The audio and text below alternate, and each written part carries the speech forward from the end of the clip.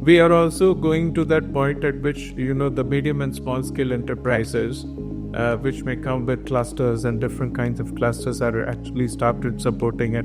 They need this high-end equipment infrastructure which we are creating, which they do not have the work. Yes. So we have slowly started moving to that point that we will also outsource rather some time on the equipment to those people to kind of keep the equipment as well as its vaccinized split packs and the confocal and all those things which are higher order equipment.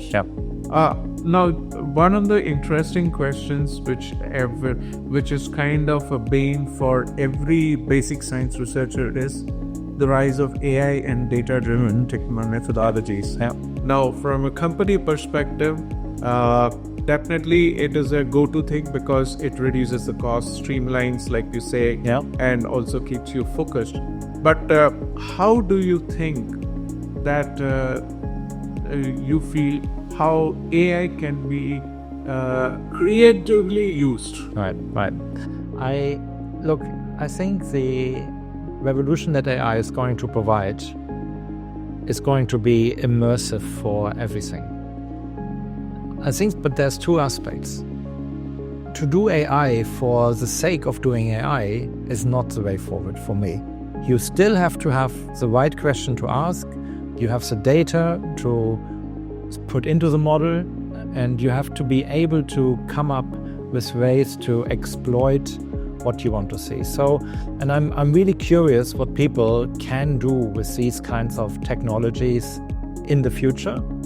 But I think it's a little bit like the creative process. It's a little bit like writing music, right? Just because we have all the tools to make fantastic music, right, with wonderful digital tools, does it mean that we have received more music? Does it mean we have better music? No, it doesn't, right? And you still have to have something to say. You still have to have something to do with these tools.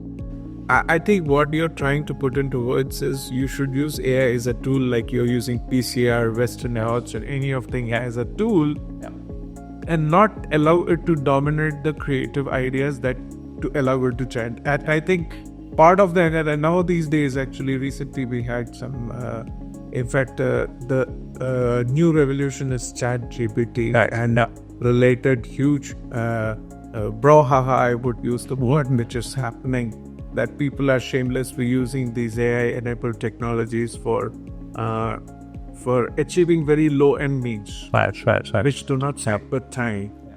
So, what would be your advice? How do we request the students, especially because they are the vulnerable population trying to meet timelines?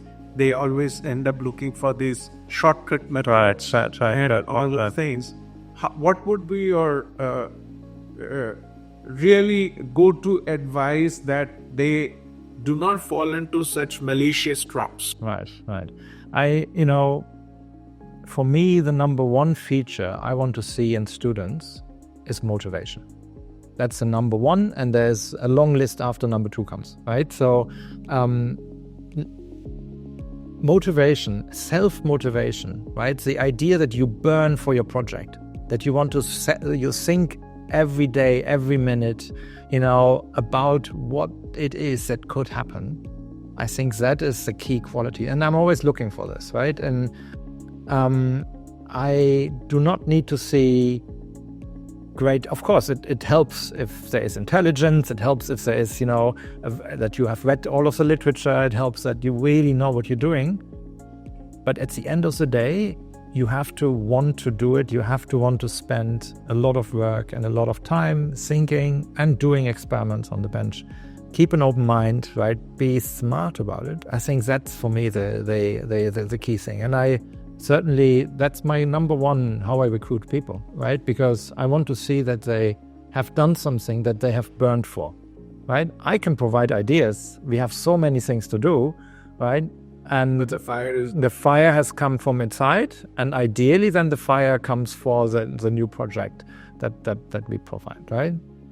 Specialist skills are also very valuable, and I think if you can become an expert in a particular area, like AI, mass spectrometry, specialist techniques that have a lot of growth potential, like structural biology techniques, things like that.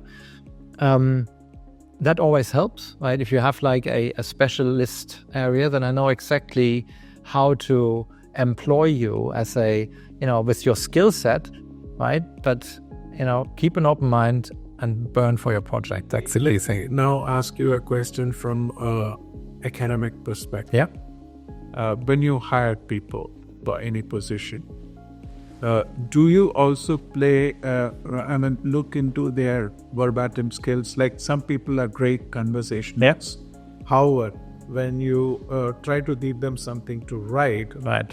That's where the huge block is, and they end up doing all kinds of unconventional things, which does not really match up to the Although we say that the conventional saying, you should not book a judge by its cover, but how do you assess that potential in a person? Yeah, and this person may have good writing skills, creative writing skills, which is a very essential and original writing skills. So I find it difficult to assess all of these soft skills in a person, and everybody is different. I believe that a lot of these skills can be learned and can be sort of it's always a test, right? And it's always something that I have a good eye on for new PhD students. You have to understand how they write, how much work, and then it's just an assessment of time commitment. How much work do I have to spend to get this person to write the way I would like them to write? And that always then becomes a situation where you have to teach them what you want them to become, right? I think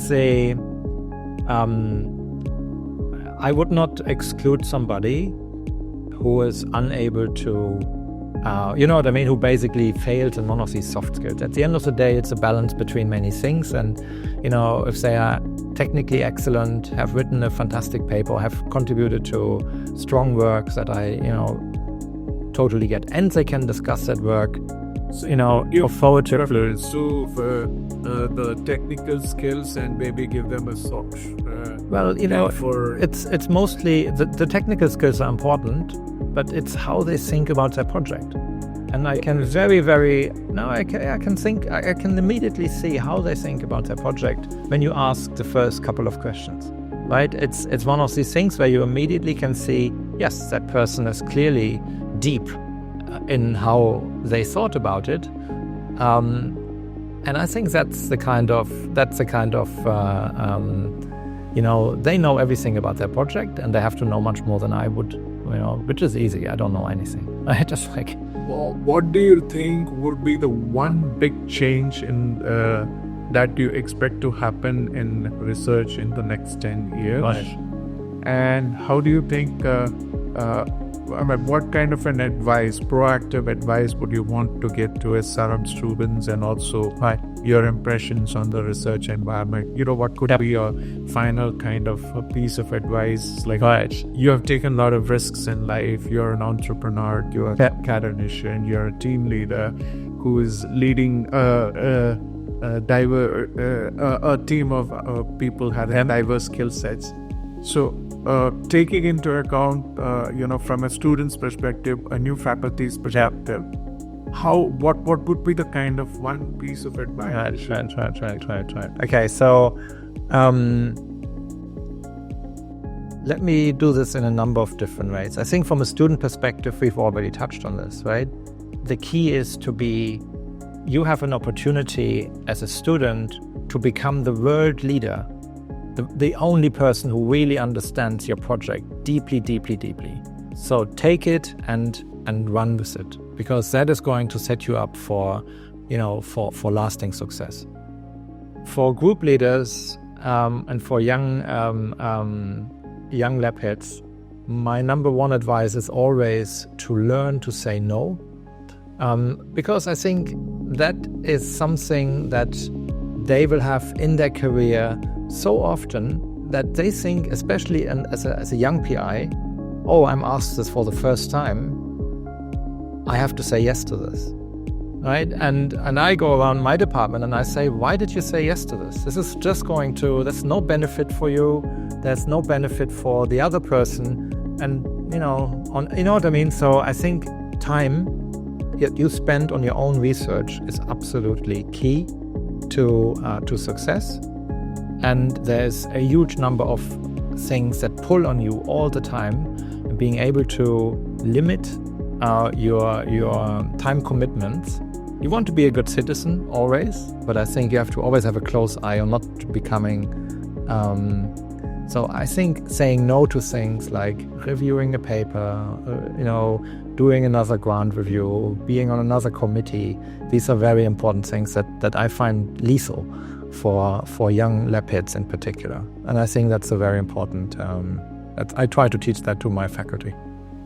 I think the most important thing which you emphasize is, and I think it is a habit which also catches up to some of the team leaders, like when some good journal asks you to be a part of their editorial bias, without even understanding your time constraints, you say yes only to realize that this is like you're getting bombarded for your time and you're unable to honor your connect. So it becomes prohibitively difficult. The trouble is that even if I say no, nobody listens to me, right? I think many of these mistakes, many people will have to make themselves. But I think at the same time, hearing that it's okay to be careful with your time commitment and that you should emphasize and your own work, your own students, your own staff, that I think is an important aspect. That's a huge message for that entire SRM fraternity. Thank you so much, David. You're welcome.